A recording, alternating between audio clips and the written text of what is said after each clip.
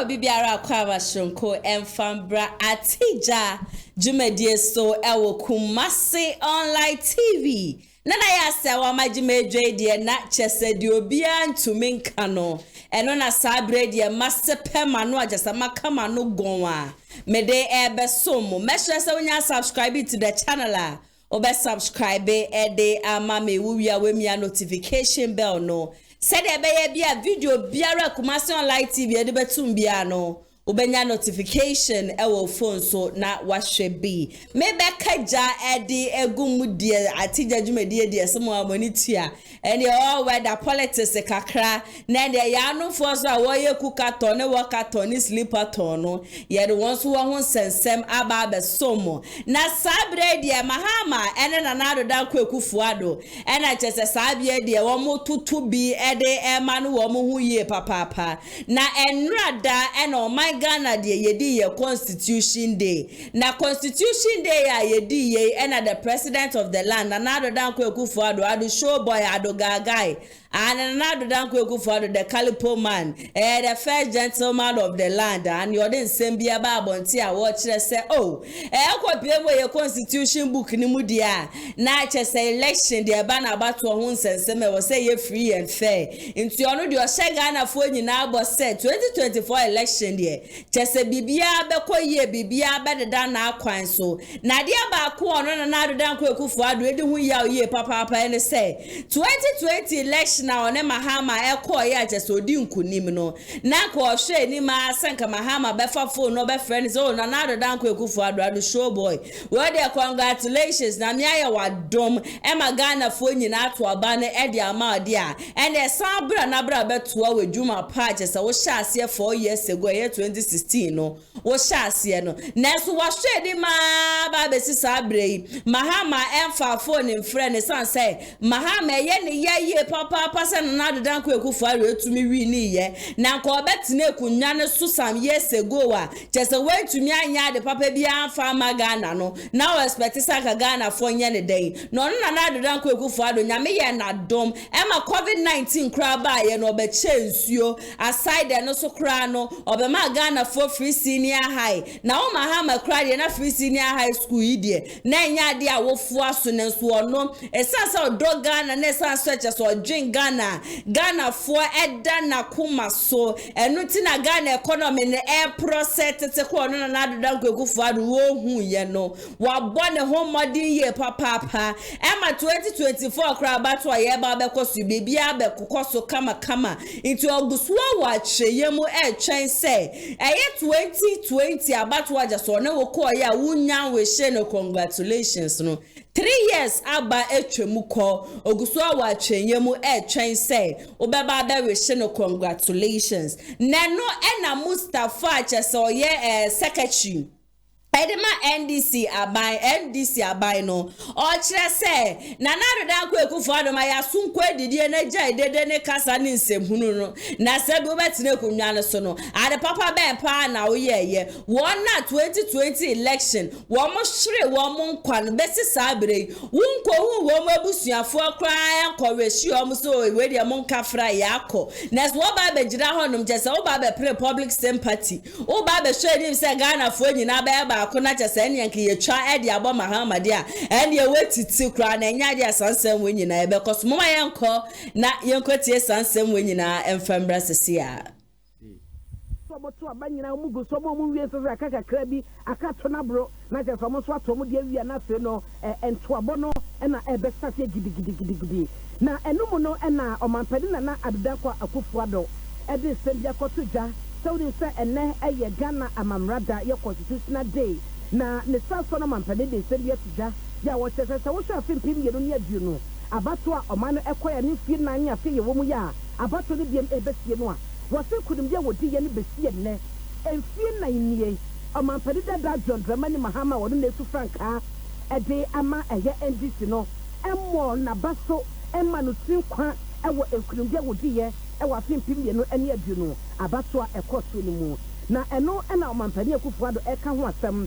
ya wo cheso no kwa no wo dwen ho awonte ase ene wonim de na osema ne basa efie be ye miensa atiniye efie na eno na wo de sansem wo tuja no anu ye fi NDC aba na ye ni kan na yesi di omampani AKUFFO kan ye wi a na afei yaba NDC Mustafa Gbande e de wo kan ye no yesi no so nti yesi omampani AKUFFO ne sema wo kan ya anu yaba no. January 2024 will mark the 31st anniversary of the coming into force of the Constitution of the Fourth Republic. By common consent, all well-meaning Ghanaians are agreed that the democratic form of governance is the most preferable, and we must do everything possible to guarantee the longevity of the Fourth Republic. Indeed, our attachment to the path of multi-party democracy continues to yield considerable benefits for our nation in comparison to the period of authoritarian rule. Fellow Ghanaians, democracies are grounded on viable elections, and this year, like we have done on 8 other preceding occasions, we will go to the polls to elect the president and my successor. No true Democrat can disregard the importance of the elections and the sanctity of the ballot. It must thus be in our collective interest to ensure that the rules and regulations for the conduct of this year's election are fair and transparent, and that we all develop respect for them, a respect that should not be a function of whether you win or lose. At the end of it all, there should be no lingering doubt about the legitimacy of the election, and the winning candidates on the conclusion of the process should receive the unalloyed support of all. That is how we can strengthen our democracy and the peace and stability of our nation. On a lighter note, 3 years on, I'm still waiting for my main opponent in the 2020 election to congratulate me on my victory. And I would say, you know, say, fear me and son, and yeah, but on a course, well, go so a chain, NDC, a manual code Franca, Tunis Abreno, a Babona Basso, now was also money, Sinqua, a war, a batoni, and couldn't deal with you know. Now, I know, and a Mustafa Gbande, a church of Pena Bedi, say, as my NDC, a manual code Mustafa, as I say, ha, well, no one said the some Pedida Mahama, a man money Juma, money yo, with Sinqua, and what brought 1 man cassa. 2020 about 1 minute since I saw by the company. One this one who how as I said, you find your pan of course. Emma MPPD so could man another answer or my penny a Fabian Woody in couldn't tell you was it congratulations to be a 2 questions be anybody or Modebema. His Excellency the President, the same President who is complaining about the rule of law and calling for statesmanship, that same President under his reign, 2020 election. Under the same constitution, people were killed. Today, we have not given justice to the family of these people. Our complaint is that young congratulating, you know. That results now, a year no man, you know. Ghana it was procured on the basis of violence and fraud. Our complaint is that young congratulating, you know. The 4 years in office, 2016, and 2020. Not Ghana for, I say, we're here. They were crying. Adriania and California being among 4 months, 1 more. Chromeware, and then they can congratulate them. Let me tell him that His Excellency, the President, John Dramani Mahama, will not congratulate him today, will not congratulate him tomorrow. Now, AKUFFO Edi nkunimu afimpi miliyoni adonu abatu onu ma Supreme Court esan ruli emano munyi that is that we engine need that any engine to move so that so we have evidence that and for baku 8 and you cool omu ya because of President AKUFFO's election. Eti tu NDC no hwan edi nkunimu wa 2020 abatu onu nkunimu ye na yomo ya fi ho. And I would say, Mustafa Gbande, what's the mona, was so say. I'm a padina another Danko Kufu, the Dibako Ghana, Bako Semu, and Sima Baba, who say, oh my Ghana, Ebenya Mampenibia, now 1 number test 1 year. A ban Mampenia, Wabetina for 1 year Juma, I'm a Ghana Fakwa Hutsemu, what you hear ba, na ayo Mampenia Kufu, Simana, a beba that thing. Abekin can be Abehuna Jumobaye. He will finish his 4 years and go home in history as the worst president Ghana has ever got under the Fourth Republic. Omu Yusu, a police for Yusu, a soldier for Binum, a Yusu national security, and a Womudia Sadiano. That one itself undermines the credibility of our rule of law. They are only saying there.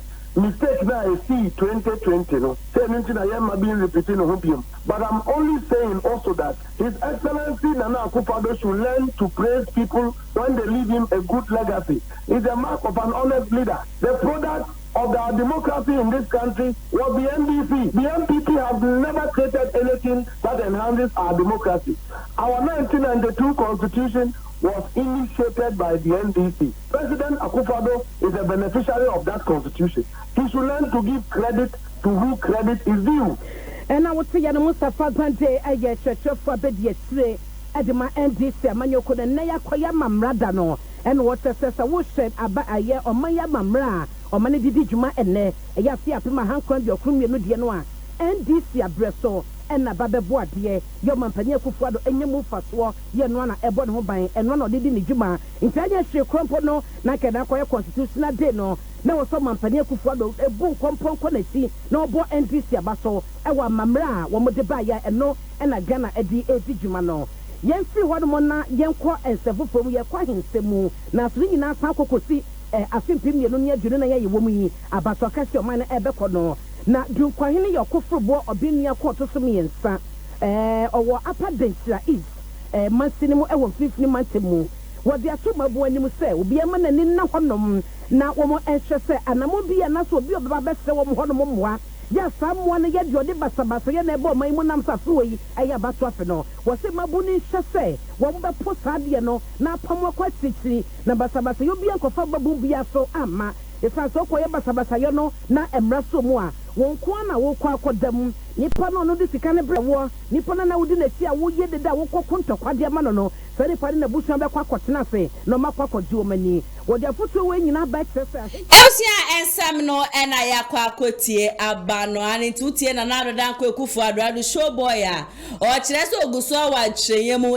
twen se Mahama ebeba no beba be congratulate ne sanse 2020 election no fitibra o wini ye besi sabre Mahama enye the needful na when na Mahama so ede respond na ba chese Mahama ba be tro brofo akese atutu bi ede amane Addo show boy na me kind no John Dramani Mahama or say on a rather sad note, it is unconscionable that 3 years after this tragic event, our president, Nana Akufo-Addo, has not uttered even a word of sympathy to the bereaved families. The perpetrators of these murders continue to work as free men and still hold on to positions of authority and power. Na chese ne brofo a chese otro ye eyina ene say eye 2020 abatu ekoso enipa 8 a chese wo mo hwere wo mo nkwa ya no fitibra na adodan kwa Akufo-Addo ewi ni ye na atumi no ebe ka ne nsane de won na chese wo mo hwere wo mo nkwa no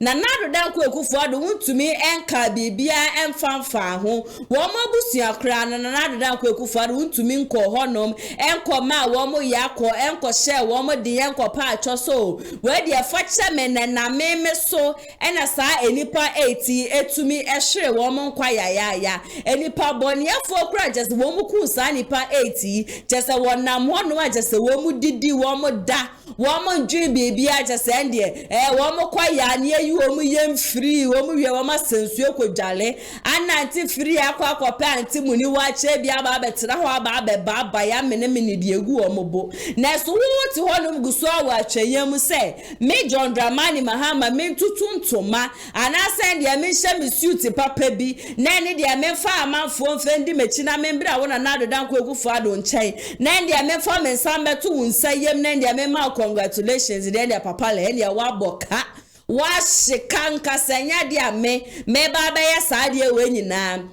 wona wo mu ye no ko wo mabusuafo mbom na ne kwara kwaka chom se o monfa ncheme na nam so ena modehie efiri mu yaya na utumi ya saade we nyina awie a na metumi ahwe se mehu mobobi na ndie mababa ma congratulations na sa 2020 election no kra no news ene na memframe ma jese Mustafa Kro ye secretary edema NDC aban na wo kire se sa 2020 election no kra no wona na adedan kwa Akufo-Addo jese we nwini wo mu wie abatuo video ni mu na senya yisi so esifa clear evidence ni na yisi be kai we ye o kire se abato a chese make wa wonti ase no betumi akọ esanse no omu nim niam aboni a chese o ma ye nti no mo bia mbe fam betete mbe dry masone congratulations message na wa umukura wona wo wuye no untumi enko wo mabusuafo ho enko ka bibia emfa nkyere wo mo mani fam nremu ewo me next story senya ye na ye nim se o man Ghana de ba ne prophecy nko ade a na chese ye wa sofo etitiri DB wo man yi mu agesa won de wo mu dwuma wo mu ye nyina ne se 31st bia no ode nkom hye eba abonten nem se won de wo nyame agesa wo mu som no from the 1st of January ekosi 30th of December wo mu nyame no yo mu nkasa I just on the 31st until the 31st I ba be cross you over to the other year amafo ani abedi agesa wo gina sorry dem wo mu ye hiri baba erade buami erade jimio erade afia me ba be rem erade man sencheni nsio erade ya de papa mami o sankrofo ne de bi de wo mu ya ne se wo mu de abre ni abre bia and the prophecy owusu bempa edi mu ntinti mana sa abre de owusu bempa aba abonti agesa ode nsem bia ba betu dwa wo kire sen asofo dodo na agesa wo man mu de hypocrite ya kaso be ye nyaachuma just what they were nyaachum papa which say ban the prophecy ni ade asane wo mu sifa ye omo ho no ase de okopie mu o ma sorry de mu kra wo mu de nkomhya ye friend nkomhye wo mu nhye bi da na nipa ba kwa agesa obo ni din prophet Kofi Oduro na week ya agesa etwam ya me the prophet Kofi Oduro ho nsansan beto ebe so mu a na ba pay say asofo agesa mu wo man Ghana motumi atena motoso ama IGP edeban atomo so se eni kwan se mumu bia ehye nkom no jese mu nyina no mu mfiri nyankopon ho mu nyina mu di mofu nenam ende mo reading ntekremu na jese mo hwese ne o man ne kona no mo begina ho nom na ne de ma ba betutu bi esanse ye hwa prophecy a ya mofobia oseni mofobia so tofobia papa ya jese on de ye ndisi o se na yi o se ona bu kene Japan I disappointed ya in the on ten and once a credit prophecy by us yane on your shente cremuno or who say NDC abai no and edin kunim and the woman in just NDC software just war my na the prophecy eba bonte now when I was super HSA abratia bako so and we and she papa Abraham Lamte na sa Abraham Lamte yo no Kofi Oduro to meet na wo ma sorry demo e hye comedy amafu sikadie ni adie nyina na so ko wie che na wo ma nyankopon we sira mo ma njase nyankopon de you oil 5 kg odi egwari o mu sei no mo ba bonti no meka bibia mo de amose munti bi de na wo mo nkom charges wo mo kan de emfiri nyankopon wo ma nkasa no ma bo mu tim no mo de aka osimu nyina mo ye nyaachom papa mo yenko na yenkotie ne no mu nsam so mra sesia adentina omun pese ebeka de awrade ese yenka esomo amu se o man eye freedom of worship nti konfo bi ebe hyenkom ama o man asori atia na debida because obusura konfo no agi adifo because ye de ye nim ye hare modi atem sa semu da so di atem sisi obi on na bufu kra se sofu bi kra ebia na no kase nyame adan bibia di a kire ni na asofo bitimi kokotena show beat asofo ma de na mo ya mo friends en show dey ayi adan united day show the adan this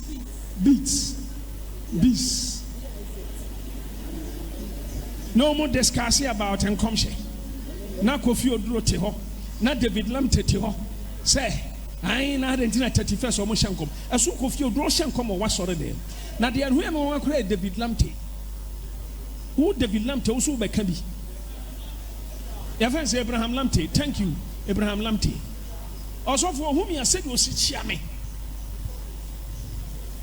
frame odinfo mu ye nyaachum papa minima sofo a omu frame kukuam eko mo office busom so odinfo nyame sesai aso be hu omo popit no mu preachiti adinfo Moka say D4 binum. Mamu fan say D4 nyina. Because me kind of crash you were D4 papa wo man. Na tem di die na doso dodo. Mutimi die D4 atem dodo aden Ghana for aden. Teacher teaching the teachings. Opetie opamentie. Preacher preaching the preaching. Opetie opamentie. Evangelist preaching the preaching. Opetie opamentie. Prophet social and comma. Opetie men opeso amentie. Now you say atem di die na de no me bra wo ho. Bia the other tone unhunu da say ye o kasa tia ntina de sa calamity na ba so. Obi biara be kasa tia odifo a waka de onyame so nka bia no me ba so. Enti asem to a wan wi a unnim da sa asem na me kasa tia odifo bi o social media ana me twiro didi odifo bi atem no eno ye de asem ya bre me unhunu da onyame so me kan tro say enu ntra tina mon nam ho no ma 21 no wawu 31 no wawu what a shock na bi di moto bofom wu Ebusiansam ne yakwakwati abana ni ti wutie dia na cheso wusu bempa kire se mo aya na mo kaseti asofo ni ade ne munhwe bibiye papa pesan se nyankopon waso che ba mo so ende ogbeduko bi ba abonte na ndi obehye nkoma ya ne nyankopon fe no na ATP na wunjina ho ma no na wunjina ho na ya ase wa na wunjina ho no se ne nyankopon de nkom hye de abra ne ti de wo se mo ya ne se mo beka ma no atum na mo ankasa asofo mo ho krana chesemo de obi the prophecy bible ntia na chesemo watake ni ade no munjai sa ade na mo ye na twom no ya doso dodo mami fa mu wremu e wo me next story na ebusu ya ni tu ase December ne de efu asanto ada Roma December no ekoye de mayen ye papa enam ne singaton na chese wo ye de wona na wo kapre no wona na woni kapre de wo munyina akopie mu we fu asanto singaton ase amafo di omo brush ni ade ekopie mu ewo honom kobonje ne so amanyame ye na dom emo de singaton no eba na wie ye singaton ni mu no ye hu say ye vice president akopie mu honom ni mpenifo bebre na enso ene kopie mu alankojo chairman tenka wona wo kopie mu ho NDC guru CB ekopie mu ho musicians ahodro celebrities na nama Mark Brown ni ade wo mu nyina no wo mu kopie mu ewo honom bi na baba wara ye friend failure chese ono so eye cook aton temale baba wana ho ade ne de ye erade bia na ma adwen ya ba besesa wo me age ya besema wari o mu ma hwe sende me peso jeni bi na chese me de na bata me we sanse wa kire se ne ho odin ye papa and one of the most supportive husbands so far me hu after efu asanto ani kunu ni dia na chese me de be ma baba we ya chese o ye cook aton temale eye failure ni kunu soje ni in fact ono so ye very supportive na failure kukatoni kosui na ye hu ni say ye vice president akopie mu wo honom a chesende okopie mu wo honom na MC ni de na minim se bia vice president na bia wo hu ne da ana sende ye ni jemro so ana so so we the vice president be bia na nwa na edi kosua create bi she ni boot ntino ende ma me man fans ni ade ende obeti osiane 2024 mo president ne na eba no the man himself the debe yende amrane de cheso prubi edigu honom edema vice president ye papa na no na vice president ekochia baba we ewie ye no de to Ghana fo nyina nim se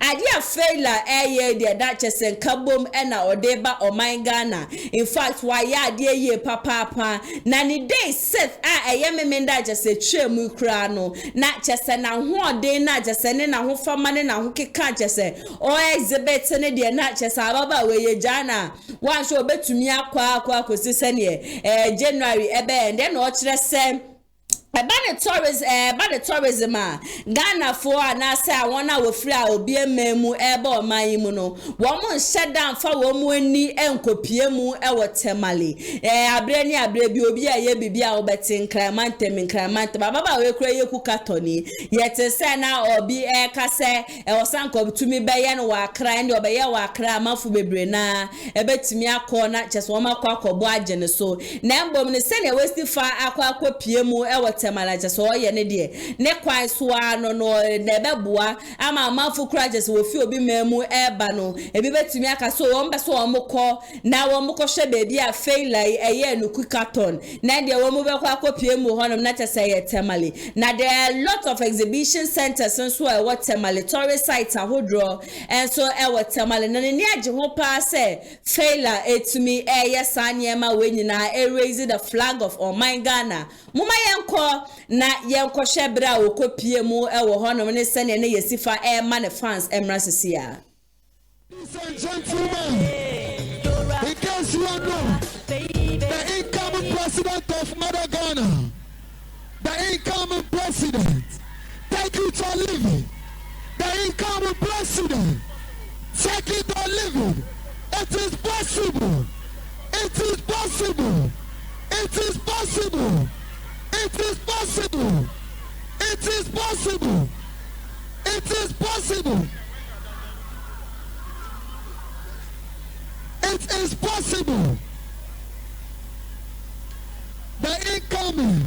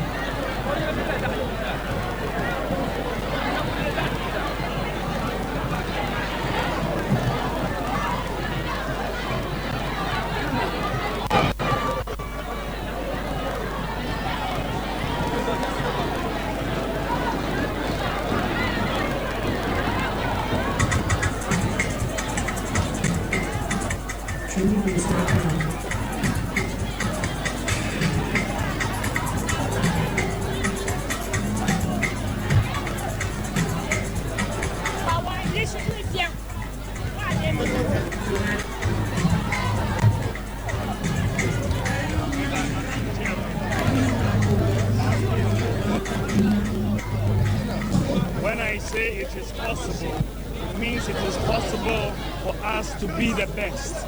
It is possible to beat the best in the world. And that mindset is what Ghanaians need, that possibility mindset. And what AKUFFO did in the Singapore, she showed that it was possible to be the best in the world. What Tyler is also doing here is showing that it is possible to break the world record. And we are here to support her so that she does it, so that we are all going to be very happy when she does it. So what is that one thing for you as Vice President, should Ghanaians pick from these competitions that's going on, that we can build on as a nation? Yes, as a nation, it is the mindset. We have been over the years indoctrinated with the impossibility mindset. Whenever you want to do something, people tell you it's not possible. But I say that you must have a positive attitude, and Ghanaians must have the mindset of possibility. We can do what the advanced countries are doing. We can beat them at it. So let's all be positive in our attitude. And so what I see in what AKUFFO did, what Filer is doing, they have got positive mindsets. They are saying this is the world record. We are going to beat it, and they're doing it, and we are supporting them. Now, the economic meltdown, COVID, the youth have lost hope. Do you see this as inspiration or giving them hope? Well, I think that the world over, or the meltdown, when you call it a meltdown, that was a meltdown the world over. But I think that you're seeing a recovery taking place. But what this is happening, the focus here is on Viola and what she's doing. She's really trying to break a record, and it is inspirational for all of us, including the youth, that she's on course to break the record, and we are here to support her so that she does it. Your Excellency, before you got here, ahead of the election that preceded, young people taking up such initiatives. The applause for Sheffield made the official GSA chef for tournament.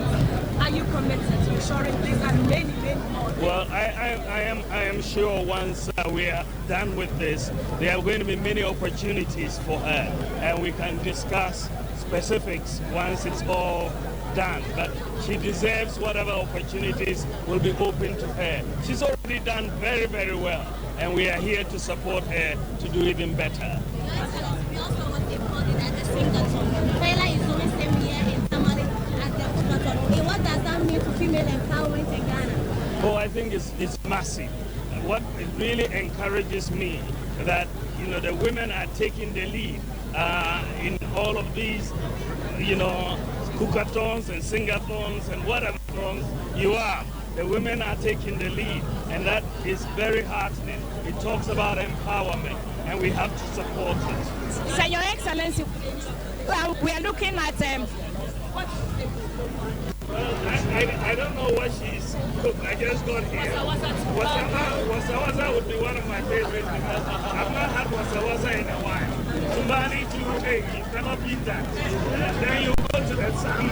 I'm sure she has made the Sam with salmon ball and Vice President and Woman 7 equity ban and yes, and I made and Muhu and I MC no.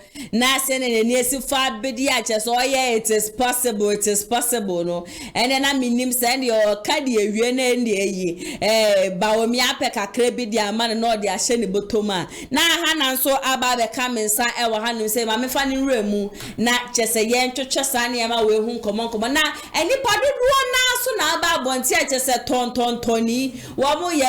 Is a Sabre cry the Guinness Book of Record. One more crass, one would be PMU, our mine Ghana. A son said, one more shenye Ghana, 4 years if far bedia chesse, or be a peso to me break a record and not just a busia, and yasam ketwa cry. Nahana Baba come inside our hanum say no, and maybe son say, or shenye, if what's on 12 a singaton as a so yeah, Ghana 4 core, yeah, co budget, so any idea no send ye fail so ni kukatona chese ono so ye Ghana for to me akwa chese honso no one more budget so I think on Friday crown you who say a former first lady ono so akwa piemu ewo honum no so ko piemu ewo honum no in fact na eye feye papa chese fail crown no na race fa wo ne ho chese oti ni suo na ebi ka obi besie me na besie tears of joys and obi see on the sun and na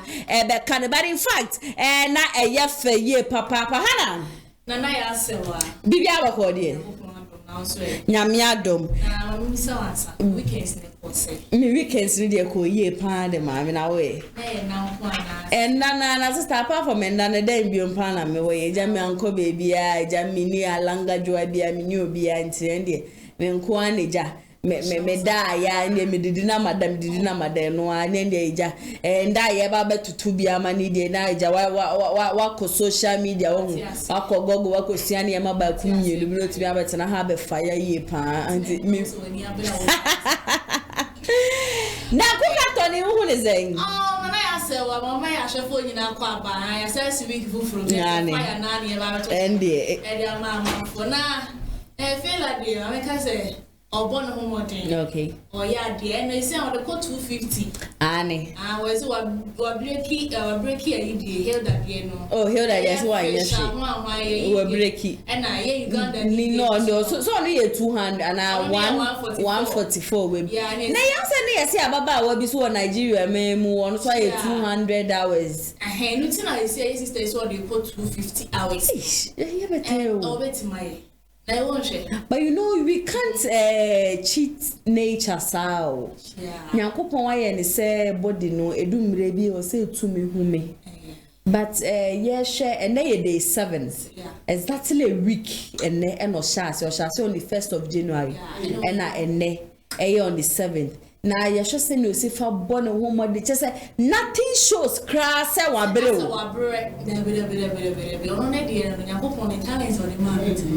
Sister, and 8th. And 8th, oh, okay. Not just an 8th day, okay, sir. On the 1st was 20. And 8, wow. No, when you're banning here, Yakupon, then I'm sure support near banning swa. Ninazo can be. And I'm and when you saw the film of the big was no, did you know what maybe I didn't come out. Sister. So that's all about 3 billion yard. Because any easy so big not now, so I wouldn't. Just 5 minutes. And I would do quite a tiny the cake and once I've been a woman be that's out to us. But so they say no one home day and we are sure said it's a bit more breaky a year, and then the news of the soil. And I am going to put number supply. Oh, yeah. And then maybe now the one we are seeing. A first and 1 day, feel a new Korean. My answer so saying so the libi will share on your one of application, man. I just say, if it is a sister, now within 30 minutes, manual bed than wager. Manual. Bed than wager, manual, and now competition. What a manual air cosabia, manual be beer you no matter say, oh, to me support to your bed than wager. It's the but fail a new crooning fight. And mamma ya bomb homading. Oh, yes. That's so done here and pack. Watch us so good enough for better for worse. Now, if I Santa when you crab a stars or a public, you could be the Democrats. I'm often in the great trap pictures. Can't see if for Santa. It's no sister, easy, or yeah, dear, and Yapon 250 now, or can you show so bit to me and break his eye. Now, I'm not your vice president, so be by JK. You want a basso pie because also the camera let you know 30,000 cities and on one set to 2 and now. As alcohol no tin ya bana baso enye ni say campaign na no muguso omo ye na aha say December ya koto abana ye be yes na minim say MC no so je kakra she ni hu se na efian so obeje kakra o na se ne no si fair boss ntin se mahama kopie mu ho no ma o baba je no so sa na nana eya mahama ni iri kura ko ye hu fans bia onya vice president who fans or the man meaning say all the kind that a club share no one na say any kasa say mata ni pa no ba na dia man fans o na o kwa o giant sa keke Bible corruption in the bia baba na pantani ni na no de kanka answer you can make it it is possible it's okay now my papa ni trima and the now we just send us to you crash shut up rumor na say the case yes na nadu and yes we know already 2024 they will why people na will break it number be the president ai o chirem yeah politics kukaton ho asem na e kana mbisa say wo sha 2024 ebe ko in favor yeah Obe we need 2024. The reason why it's make us say me from memu bisa no say we have papa John Mahama it was baby ma 4 years then you ontimi nyahwe but say the opportunity then I say the again share a vice president is there na draw you know all those enkoye bia but was our beto so and be sure say papa bit marry Hannah, yeah, wait to marry. To marry in 2024 election. Mate. Say Hannah say, already who say, and I want the kakra. Onye kakra. It's a make us a many kakra, say. Say oko outer. You know, yeah, sharing say Canada or in Japan and Canberra. Okay. Na comedy Ghana fan to my pa. In for the Ghana I see me at Tetia Pansa na keja. Abefa in ye come was a shape of pen was one yard of a coin penny plan and picurano. Was standing was one could be. Yeah, and I was sure John MAHAMA so Papa Juma the baby is or quack or dad, you know, process stone or baba. Aba be in the way, we assure the enco years a door, but the obeyan or bayetino. Yenya don't bet to a man. I wish I like what you're Martin so. Nipe what you say. Trade Minister Crag way. It's no best thing, and I said, the Bama de guitar man and Neja. Or I bet was so Pia Montain as a wood city in some man. In some man for canon. In some make us say possible. It is possible. Only can say it's possible. It's very 2024. Okay, the yes, failure 179 hours. Hey, it's in the next hour, just we do 180. 180. Wow. And a very good. Unse ultimate break here. As one knows what breaking bears the part radios and in part 4D. And there's one to meet set on one record. Mama say, I don't know why Cookaton as a man for air contested pound. Yeah. Many yes, so before watching it. Ever Nigeria, also say, or Baba, yes, I cook up as a Cookaton. 20th to BBB, but when you're sure, also on as well 200. No, it's no, as I feel it to me here, no, not 250 because I stand no. Because the bedroom no one go no and no yan to end the so say am food didi papa I said you could never kasa say the 1 year crama na obetimai was onim negere no ojiniji onim do obetimai. Oh Jesus, God, this is the supportive pastor we have been praying for. And I was say all mama say feel like say oya to na go pombo at 31st. Because what they can do because we name the unity and no Virginia will be so better my crime and I day. 1 week in you still strong. I say after and then or shall hey, how that do a 40 seconds, 40 minutes. Now ya shall say massage no. Hey, oh, no, could we have a catch as a galley and the young woman? Oh, yeah, the deliciousness to the creation, eh, come a year, papa. I would say, Niku need dinner, say dinner. The husband is really enjoying. Now, say, I brought a na or say, or yeah, lipstick up, Tony. Now, the idol was to do 6 models within 30 seconds. And Namia and Adamo to me 7 models within 30 seconds. And to carrots in the Nippon no cross our record no. A brand no it's me a break here. So yes, him say Guinness Book of Record. Ebe Babontina just a one do no sunidi a court record. Na sister, record ni di nipa dudu na just a one my dream say one mu break no. Ba ku ye kura Mrs. say a brand here yes your friend Patrick a menuvo. Or say yes stand aton. Yes, I don't know about that. And yes stand aton. A 1 week standing marathon. Or yeah 1 week standing marathon. Or shall see on the 14th of January.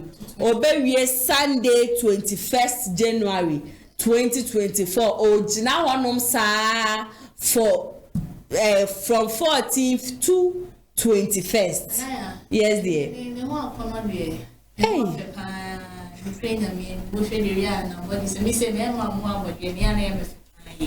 Oh, wash it. I'm going to wash it.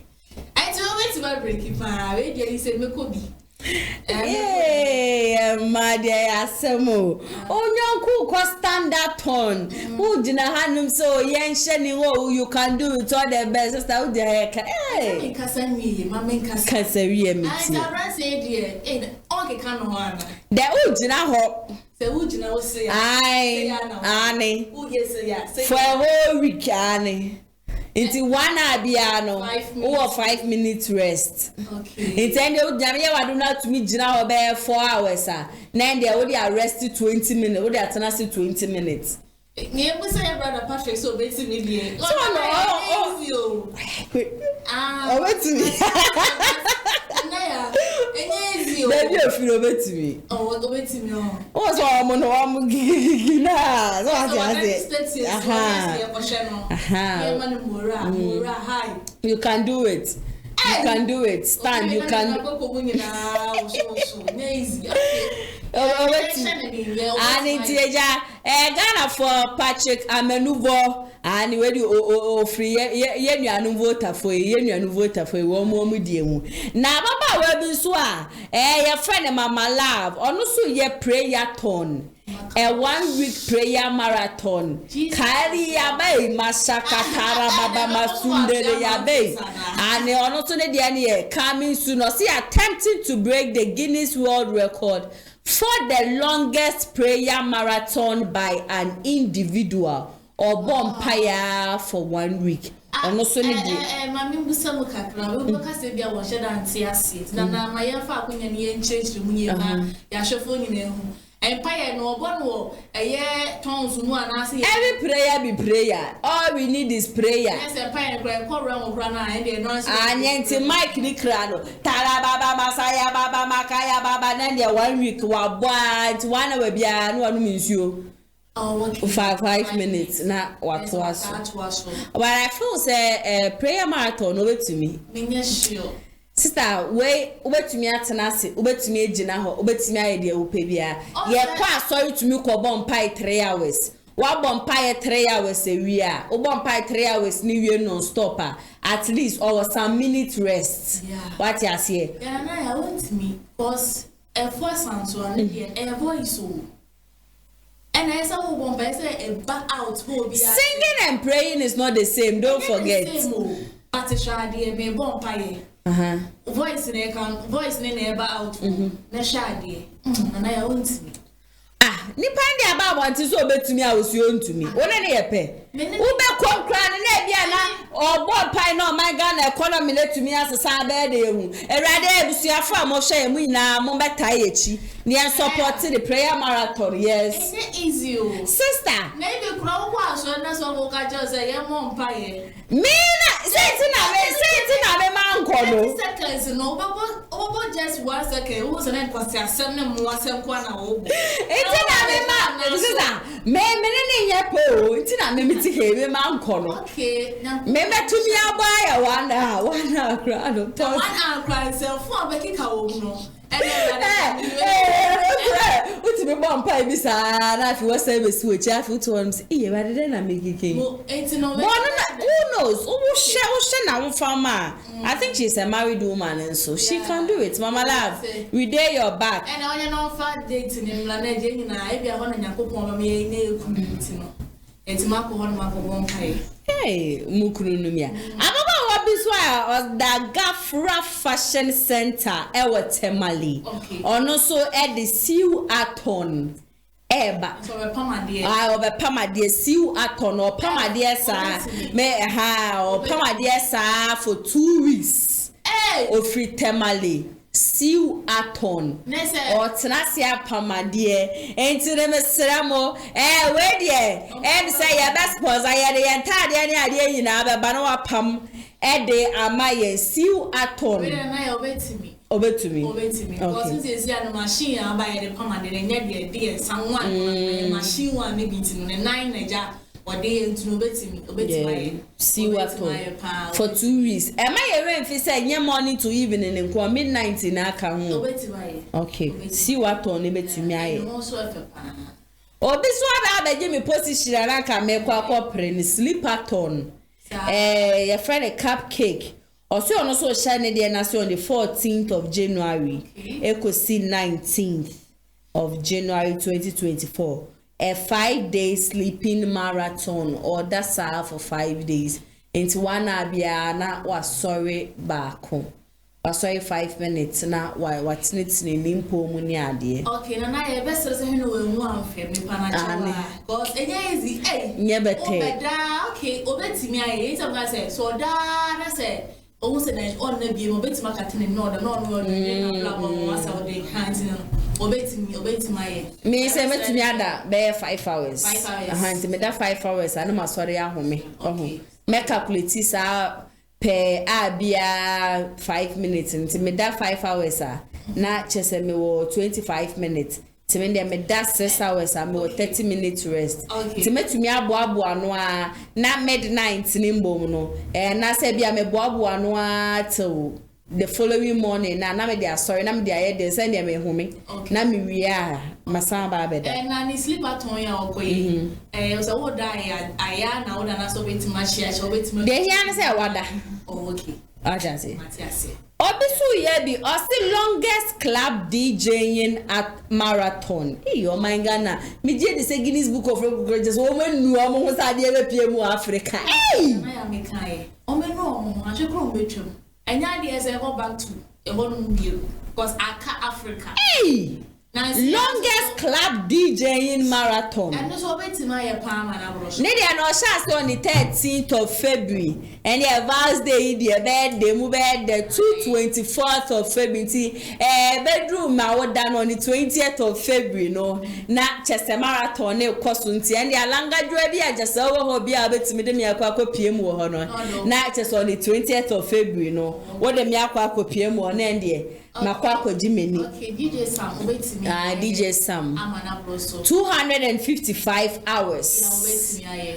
Obetimi. Okay. Say you share DJ ya or no dina ye for asantua so no so kra wanda otumi boy ya nti no me wogidie se ono so ba we dey ye ji say gambro fo be ba ye wo mo niam just wo mo ba bonti me ye na anu ade no ade we isi me so pa na nya de wa bonti ba o say na ye nyoma kasa no say wo tie nyoma nyom tie ye de ya nti no DJ Sam obetimi aye. DJ Sam obetimi aye, okay. Na obepie mu oman Ghana mu a ye wa baba we bi on the opekasa ye papa. Ori de many boss one am so we de enya wonwa. The obekasa a woman of your caliber. Edusafua.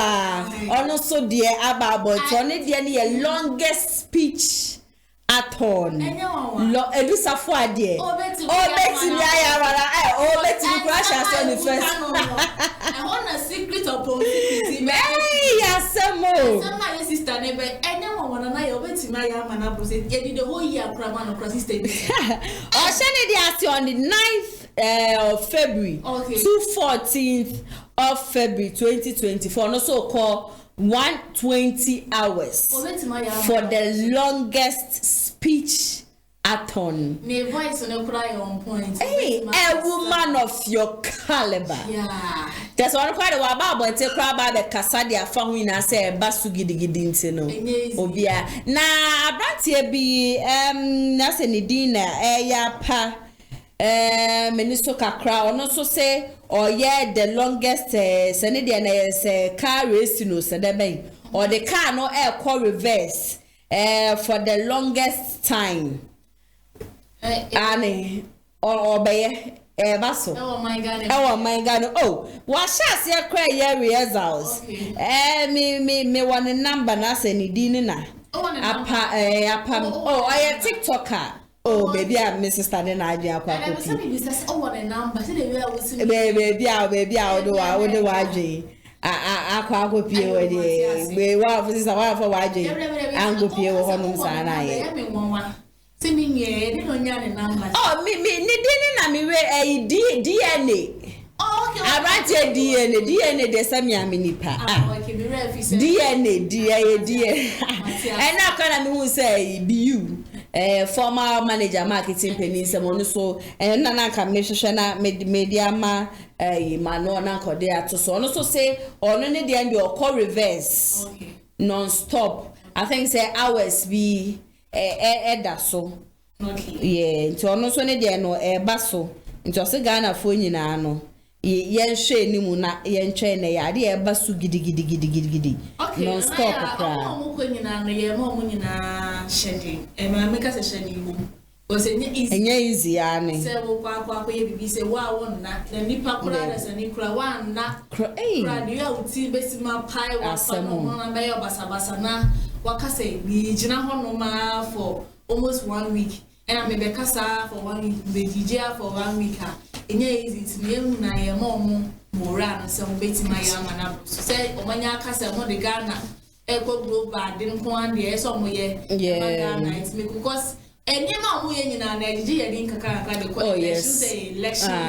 Every mass and they're back on my goodness. So, my Nankasamun, yes, a peaceful country, names and another Danko Kufu Nanka.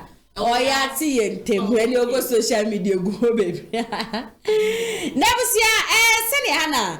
None other from last year, now, yeah, card the new force. Oh, say that's not how him say the class and an aquam be dear coon. And I shed the new force. Prophet, because you're one of two. Who must like to get your fathers or almost I know we are almost so coming.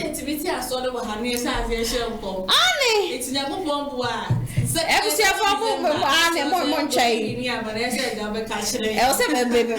maybe they are in your mission from a moon. Many couldn't go put in Namina and a dahonomen. Into one half there were about Tiaba to Muse or no and a tie the new force in him Tigana Foninano or Kachram say he is the son of Africa and now only Hanum says sir or Baba Joe be a value at the free same. Neso send your ye gun and you know just send your my gun and let's see far pratitia pensena. Why an agent say or ba na wababa jigana Eddie a si hono. Just and some dear papa approve be a good honum ye papa. Mama yanko na yanko tea in the emrasia. Thank you very much. In 21 years of my life, I have been serving a nation, working so hard just to become an example of what wealth looks like. And building wealth comes from knowledge, comes from wisdom, comes from understanding. You need to get this value from your own surroundings. I grew up partly in Ghana, partly in England, and I came back to Africa. 2001. Unlike Martin Luther, I did not have a dream. I had a vision. I started watching the youth and the streets and the roads, the rules and the regulations, the conditions and the constitutions that is stipulated and embedded on us as Africans. I had to walk on a different path, and I was alone. My investment on the roads became a landmark. And whatever I invested on this landmark is a footprint. I am here for a legacy. I am part of your historians. And I know many people want to see the true side of me. I know you know Nana Kwame Bediako, but I know you're still looking for freedom, Jacob Caesar. Yes, I am Ray Christian, and I'm here. I'm not here to take your value. I'm here to add value to you. I discovered that the land that we belong to had so much wealth that until we turn it into our own, our economy will never be sustainable. And we cannot forever live in our countries with a box economy. I needed to create a middle income economy without being a part of the government. Why so? Because I believe it's part of my responsibility. I took a different path. My movement, my foundation, my group, and all of this have acquired some wealth. But the wealth that I reinvest back into society, it has become a part of my mission to make this change. I believe that I belong to Africa. I am a son of this soil, and I can add value to humanity. And I came here to do that. I came here to add value to this world and to nature. I am not going to live here without God even being proud of me. And when I'm not here also, I want you to remember that I came. And I want my absence to be felt. And for that reason, I know you're looking for the man. And the man in the mask is sitting in front of you.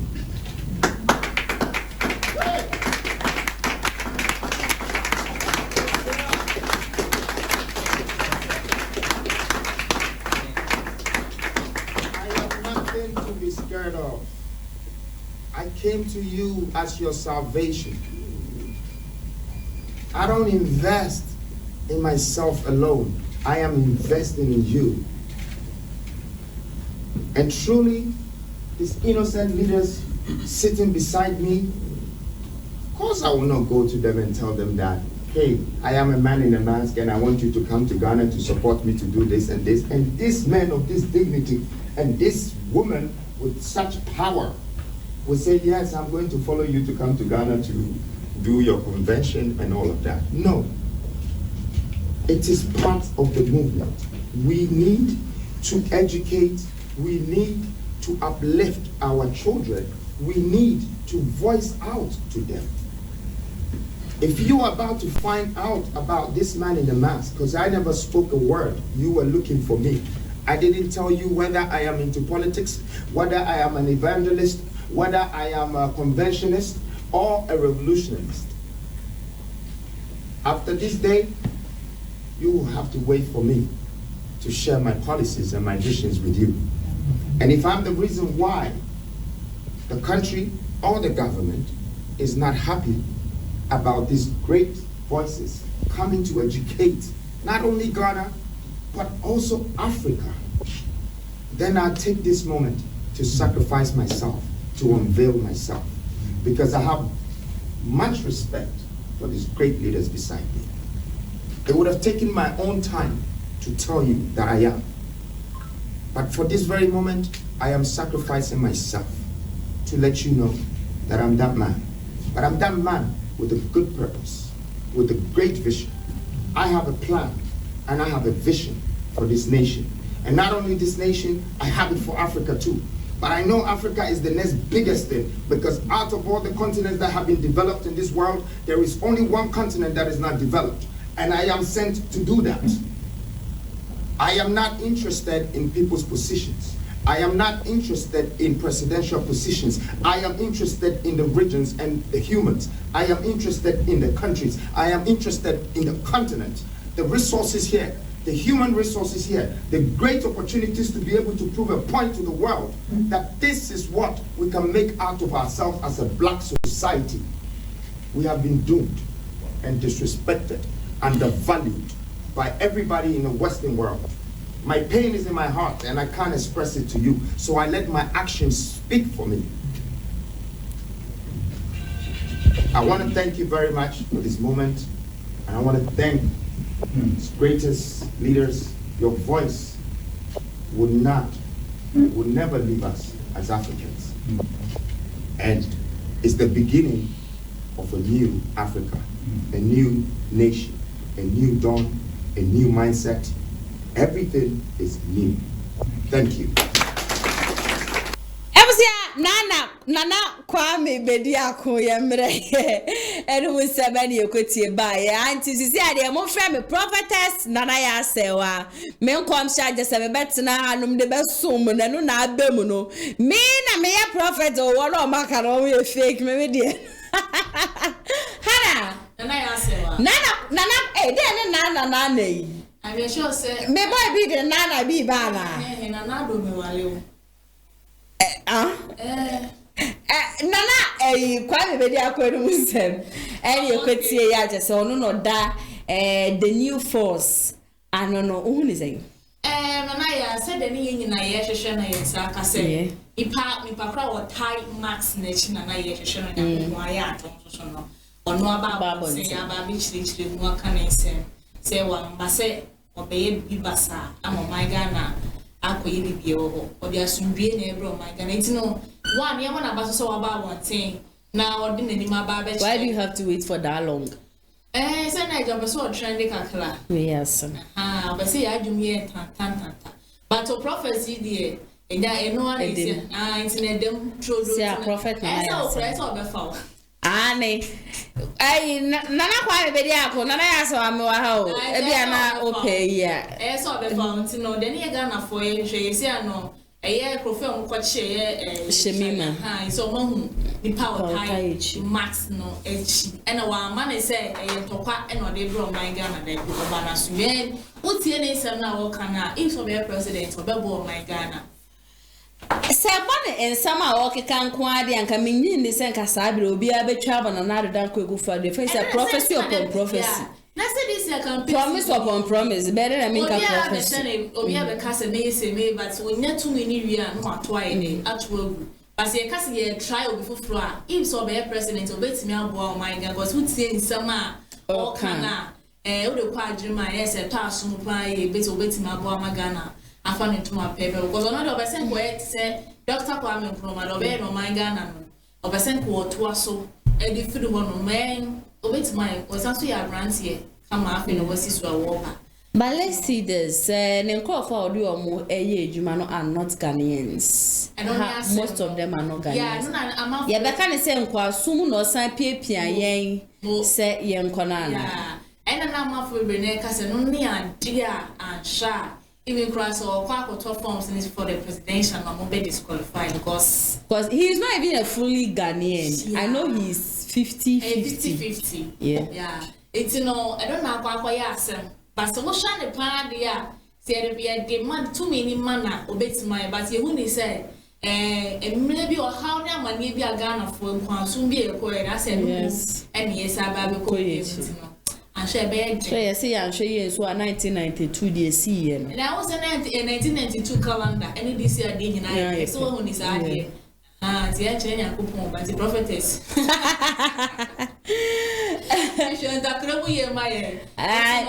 For me, dear, a young guy, or preposition be say no. At least in Quebec, the youth, no, a son say, or Betsy yen youth, Nasi, or Betsy dear year femu. But if care is not taken so, yet Hanum say, Anna, I'm mindful for about so.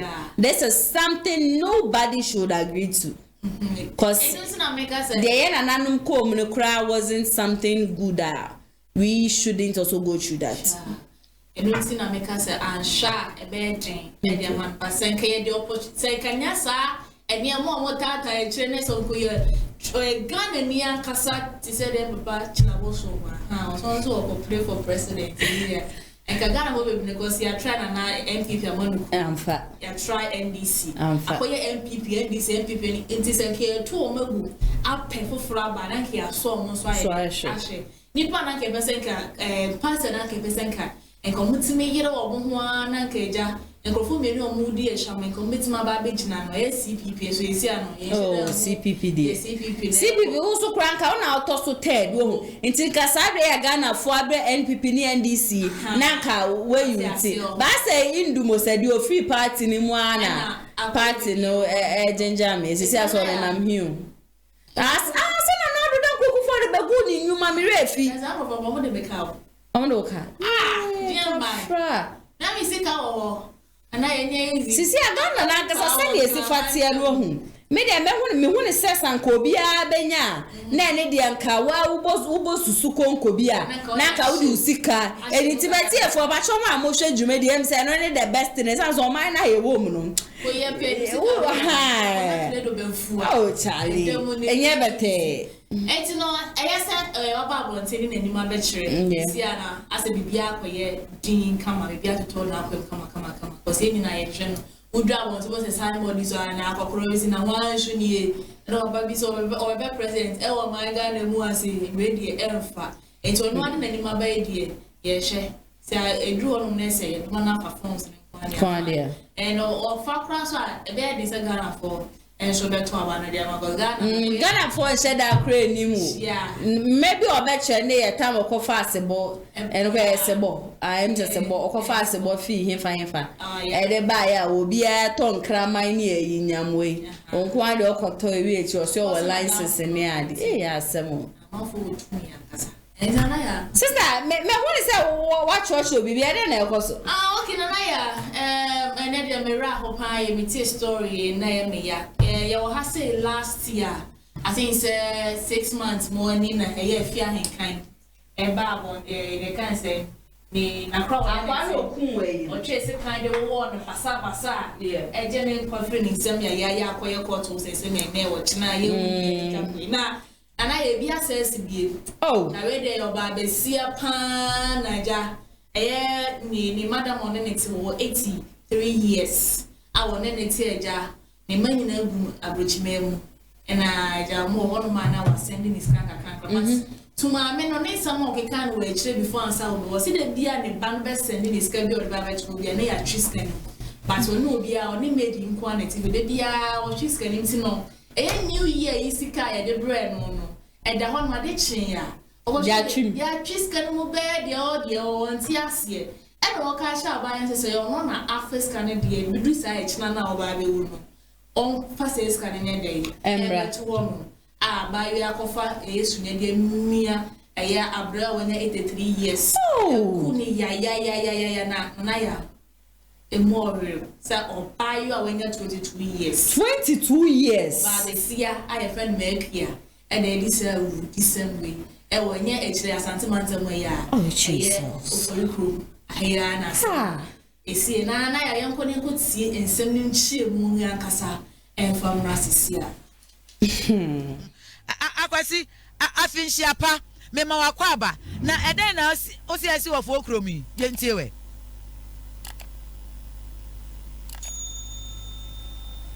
Agwasipon. I'm out to make aha, Adam, young quay. My medical more fin chapeau. Nancy then I see of Okrum. I'm a menasi, a friend come at you in Kunindia, so I feel a senna and someone may be candy. The Gillis and Yamina Chemofia, where my NTB. Ami. Ama, I have a host, sir, and what they are. And a rabia, a friend of my man, a queer, a friend when you finish ya, a junuminu. One day, my man, Margaret, upon when you fear George, me and son. And the man, I want a consumer. Now, and I'm so why I'm renting. Or for my mere quay, so better than who wants soon moon. Now, a part a deal moon, and a beer, and near Messimu, which me have one cacra. I don't know about any mammy at now. Now, I pray, no matter what consumer, say what did all a na wode sikawo do epa na ababa hu se maame nam se wababere wanti onim se bi ne ne hu ade ana sika no wani mu ene ye de ba na watwum ye de ba na watwum wa na fina da bi ekodu ye no abewasi a ebedi preje musika na me de bre no musika ye wan ne fa we de menti ase me kwa akope maame akua sika wani mu bi wan kan mu no pre me do be ma prosifo na be bia so me kwa akogina pen me kwa akope na wey na mami akua ehunu se aha ba bia keka kono no anya na mami edi no akwakoto asemu enti ofa akonya saso ebon tirimu po sakwan bi be fast wo yi mami afri wono ama ababa we ahwenya mi anim ama afobia boa ama watumi ebra mami ada otumi achichiri mami ania ne ko ekum no asabedie it's a 3-year-old lady on Katias for a year of Fulcoma back from Pessia so Grubia Fro Idiasi. Ya a bank can UST no a hawk and a rosemi a sea. And I'm so Emma can UST plus a sadomno. I saw a papa way quite Nako Pimu or a super district or 2. And then ya na a hawk and with him for a tina jumu na a year chief inspector Stella a day. Ababa we ebe pie mu ebe to na no e kire no asem o ka kire de se bi we e wudisem enya de mpo so oba be bistare so odiguma na wudi fo ne senti no obesre sekot e makwan na onfa no ensie ne kopum se de beye na otumi atoa ehwemu sanse osuse enipa pika ho e na sa enyam bransemi akoso wo si ababa wa ne wo mfi ahin eduonu mienu na minim se wo huna wo hwe no ne dressing to sensika no wi a de koton tade siesie ne wo kama eye shepe anasa wo nkanchema bi wo dan na ti wo ba bia wo wie sika ne de common sense dollars de ene $1 kura ya sen so ahu o wie sika na wo hwe na husu a wote sen wo so ba tre wa tre enwa sa na so de wo kanchema sem ne de ho na wo ka kono kanchema sem ebe wo mu bi a yesusu ye die ne buo wo hwe ababa awai se de obepie mu court no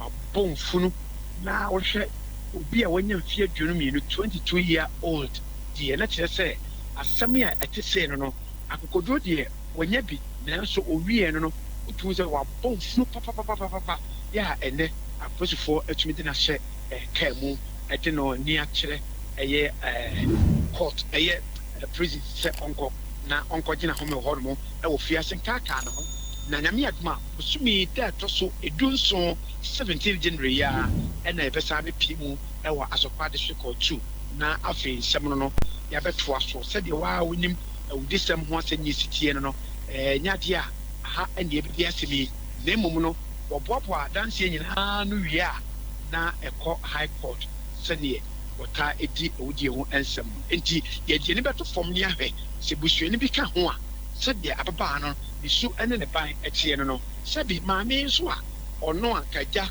yɛbɛtumi abisa no ɔne natena no ɔno nso na saa bere yi watoa nananom ɛwɔ nsia dui na maame ne ba baako a yɛfrɛ no owura kwame boaten ɛna ɛdi akyiri nanso sɛdeɛ ɔno nso asɛm no si abɔ ne mfuno no ɔsɛ ne adeɛ wobɛtumi abie na no koraa aka biribi ɛde akyerɛ nsɛntwerɛfoɔ. Okay, it's not my son na yakwa akoti asum eje abano na ya 22 years lady me can say lady or so be otimi ekun obi die and I already can be kakra pass in fact a yare hosem a woman of 83 years me ma weduma na me mwana wonsa enko wano na wuria me kra ade no be wi a wo hu am say amafo nche da name strategy a wi a e was all back all go for teachings ade na doso a ye ntwe 4 5 6 mbom ye twe na 1 wo hu ba wo de wo bia de wo wi a wo nsam yenu nyina e bedidi enye kama e na 22 years nso a wotumi adie wo disem say de na chesa adwembone ne de woni tiri ma sha ase ye and I would caution the police so say wo mo ye nhwehwemu na omo fa ne boyfriend no embata ho because ababa wa 22 de na adwemu shadam dosa yeah you say you uncomfortable you're very intelligent but let's think of it as a maid so or you're very intelligent I am not sure some a maid what I say na dream shut down do santino I could feel obina a teaching and I must yes obi teaching and to me nya kwasa 22 years dear now too funny say your mommy and I saw what's in your son and money and me no face na sister or the woman police cry munya dia wuko dem she's just saying it to threaten you. We sani ama we ye kokosto na be ma ne so bi family kura ni pa ne besu esan se ne obati we me de kunu wa ha we ye kunu wa nanu adade e ba ye kura ye nya kra nka ho asem enwie ye 22 years wa ngasa wodi would life abe ye because you are definitely going to prison when I judge time and kan ye teteteu so we could be teteteu na ka onso what one this is very sad 22 years 83 years kra bia na yakopon kra ma yen ka asasamba ba ebi kra na we ya bia na 83 years kra na bia ye afia yakopon di amana wo momo wa be yine fro ma wo kra wo kwakodem who knows we bia se na ne mani obi akra ni he ye wonkwa meaning there are lots of opportunities kra because one of one man on it so omo maame wo Ghana na se wo ni obi a wo show omo maame dia ma omo a there are lots of things that wo benya entadie sika eduane you definitely get a lot of things sometimes yeah it's one my ya de ye peno de enya ebedi ni next ye de ansam menu na ba fumedi ya Ghana for ya na ye peno ye fa de we nya disua de se na ko ko pe media madam why you who made never tina ofi na fa ya no because he said ama yo baba o meku nso de we yo ba na kofa na ba no abaji ukunu me wuji mi be bodi ekunu obaji ukunu she na medi bebre na ja amafo awari o and mo be actually medi na oba okay me ka say e go family dey but to your bank ho a utibi no waduane you see life goes beyond cooking okay life really goes beyond cooking and then yakaso obi akofa maida. It is not about cooking alone. It is not about washing alone. Shema me say 83 years. Ne baby in Ghana. She is alone. Sometimes I mostly advise people say what the back of funny poor ben or baba tana won chain and cafe for bunting suni. One baby I make a cacon, so the before be or ben would dear. But to see an abundance so for a soon a queen, one as say young offer. Our family members too are not option. Say ye jet to me a beer to say, a man for come woman somewhat dear. One more busia 4 crowd dear year one more. Mimity he minimo beer. On one cassa, Ninuya ba. Etumi agina wawie minimbisu a onu ankasa ne wo faase etumi egu na wawie ani enti no obekwa akofo bi wa bonten de I feel it's far better than say obekwa akofo obi a obewo so what am I say enti no but then the only thing we have to do is that we have to pray when going for someone and there can made the phone no and then mama wa yesisu no ye different the omo be married be ye kwame Eugene what I say obi a yesu ye hu social media de oye mani ni aso kowi echi twensem obeka fa na mo ti no we oba na wesi so na bia wadwuma wo ye ne very stressful a wo mani ti na de wo ko family de na wa pe school bia just wo mo de we schools baby ho na ankola na po enumre be 6 7 10 de enumre no na wa kwa akofa ba weekend a wo fie no ye waduane nyina fa she di freezer mu ene aduane week Monday to di freezer aduane wudi a wo bibi enu obesi se be ye betumi aboa ye kra ye single kra obi anti yanchagwa eduare food ala futero find out words wetimi abana ko amame ye share stories dey buy nyina America ye can say kukaton ya say omo nyanko support you nia no ko because if you santo ade no le ye busa obi say why na nke esen ko ye so oba ho no bia o ma obi si black sheriff ya keja obema yenya ba no mura ma yitino o se kwane de kwa wani ntino wa obema obetima ko no we want to life ngo betime go didi nzo o ma brante ya wo didi ma ye ne kase awia ne sawo ntena so obetutu na mo na ja ko ede o support is kwa koma yenya ma wo sa ba fu be na so de niema bebe na ede koma na beti se mo ni toast ni ade omo bo mo ni pa mo chire se Ghana kasa edodo ye ho akasa and our face so the new forces so it's very good so no about saying I didn't name about betray I'm a BBI as video oh my god we said 2024 about to opportunity this was said where and if it's next month we go on a campaign no e chance no pai no na ya and my main information no fancy as na ya ka wo bia no atwato na ya bia ne sa ye bia ne sa ntino maybe sign out na super atija de nsem bi ababo ntemi say kweba ne atija de do obi antumi nka no na ya sa wo ye me de meka on say de wi awo ano no estimate say Ghana map no what's out on the moon red they say ka wo de yellow ni black ni na say Ghana flag ano no one of your loyal fans, Ghana Love. I don't know the comment or say ne papa efrimu enintina yente ne nkanintine. Yegusua man so on kafra. Nyankopon enhye ne den. Ya ye do ye papa say ne pa de ye de to ye ni be de edi eti be kwa akoshe. Mi say am te de bi ambo mpam say rade. Me pa bo nyina ne say rade bo ame. Na minya me ho na minyeska. Na mintiti bi makojo shaibu no ndi. Na on so wa bre me ho naja wetumi anya so mfa so na me free akra eba kuma sister pressure bi papa efe mu no ono kwa na san be si mi na nya bete but ye ni se nya bete sa baby bi wo bia no nyakobo so ba Ghana epo nti ye twen no ye twen no bra ba ya ge bi dia money ni je no da pan ATP and your contain the buyer and it's and there discussions are not just a was party a what Germany and or no and I'm a man ever come and want to see a bobo who pensem much say ye to down so the money obi a hasan and bema kwan and there atija na ya say wa many hana ATP ye they ever so money ye DSC Kumasi online media school so o ma sha se be pacha mo when nigin sam twedwuma ho ne de muntu chumi kapa na momra na mombe found funds for just 100 Ghana cedis mo pay ye chi akwan ya was kwa ye ni ti ya mas na edi in shenim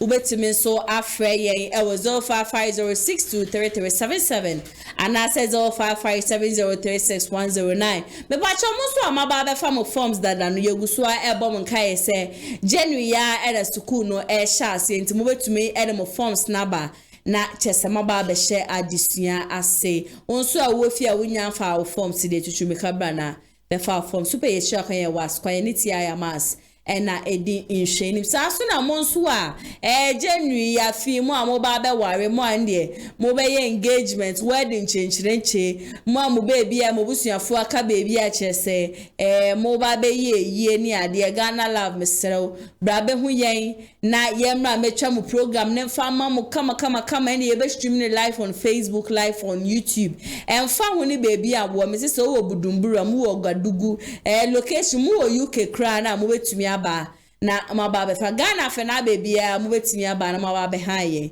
ni aba betwa mo program no e de ama mo sorry a mo be ye programs ni ade nyina no mo betumi aba mo pay inquiries bi a mo betumi afa 0550623377 Moko PM MC adia na chesa brante pama no one eye kwadwo na etna honom de ema me chesa pictures ni videos na etwegu nyina no kwadwo sapon ene abrante pama no wo mo nsanu njuma no saso na camera de na eye Dennis ono na chesa chinchim cameras ni ade nyina so de mame and I'm executive producer so Mr. Daniel mi ankasa mi CEO papa Yankopon enstrani ye papa me show and you baby the super tija ebeba som si super tija de obi antumi nka no eno ena na ya so abebetana no se na de abeson ma tutuja na ma fire me mfa ho ne udi be de wo ye nko ade a wo boa men kama no entumeti to be ede amanu ye papa nti be subscribe na share video we ema wonu e bi no so enhu de ekoso ewo oh my Ghana me so ametire dwam edi djumedie ebesom mo edi amete so na ya asewa makramo yebesan so edi hia Amafwe Kumasi Online TV Production yaba ne de na yaba ye de equipment ekukudam ana ye de aba se eye camera de enam wiem de nam fom de enam ensuom ni nyina ye wo bi e wo honom a TV production yabo a hu ye pa se wo ye dwumadie bi ete se wedding eye engagement and sorry ana schools se wo ye seminar bi na pese betwa ko all the social media networks no so e de amaw ye ni ntotonsa na fre eye Kumasi Online TV Production for na yamra na ye dwumadie ne Kama fe a ebo no eda from pa the production so the sound quality video quality ni nyina e wo soro wo pese wo hu ba bia wa ye wo Kumasi eyetia media opposite one ma anase to nsa ne frɛ wa homa trufo so 0550623377 Kumasi Online TV Production ye demufua e wo Kumasi kodua mu